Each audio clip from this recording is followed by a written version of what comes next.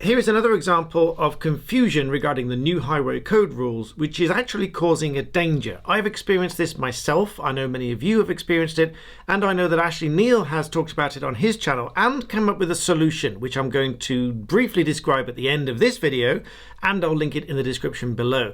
So here's the clip sent in by one of you guys, and I'll talk you through it. So here you can see approaching a roundabout. So anyone approaching a roundabout should be aware at all times of the possibility of pedestrians trying to cross the road. Keep your eye on the DPD van on the left.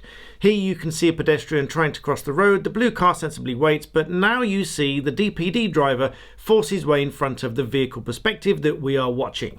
Let's watch that again a little bit more slowly. Now, first of all, I've seen lots of comments saying you shouldn't do this at a roundabout because a roundabout is not a junction and you should only wait for pedestrians to cross the road at a junction or at a crossroads or turning into a road. But that's obviously not true. A roundabout is a junction and you should be waiting for pedestrians to cross the road. If you are emerging onto a road from the roundabout, you should always be looking out for pedestrians waiting to cross, as in this example here. The problem in this video, if you hadn't spotted it, was the DPD van getting frustrated with the vehicle perspective that was waiting behind the blue car and getting frustrated that both vehicles had stopped to allow the pedestrians to cross the road. Let's watch that again and you'll see what I mean. So once again, approaching the roundabout, every driver should always have in mind that there might be pedestrians waiting to cross the road as they leave the roundabout onto their new road. Of course, you can see the DPD driver approaching the roundabout and, frankly, only just about stops before entering the roundabout, before the vehicle perspective passes it. The blue car in front obviously stops because the lady in a pink top is waiting to cross. She thanks the driver and both vehicles do stop.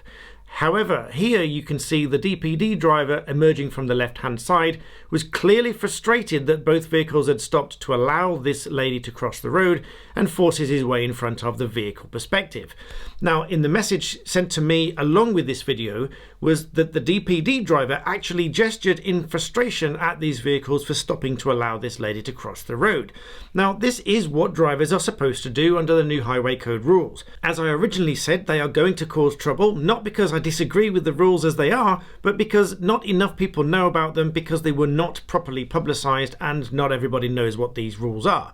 Even when people do know what the rules are, many people may choose not to follow those rules, which is going to cause danger to everyone on the road, not just the pedestrians, but the vehicles involved also. An interesting idea by Ashley Neal, when he talks about this problem in one of his videos, which I'll link in the description below, is to put zebra crossing markings on the exit of some notoriously dangerous roads coming off roundabout. I personally think this is a good idea. It's a simple idea, and if there are roads that are known to be dangerous, this is going to help.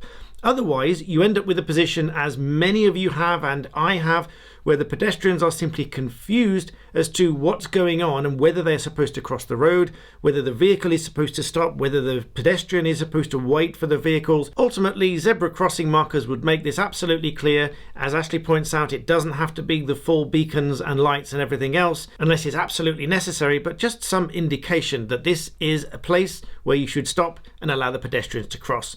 As always, leave me your thoughts and comments below. Make sure you check out Ashley's video in the description. Please make sure you like this video and subscribe if you haven't already done so, and of course, thank you for watching.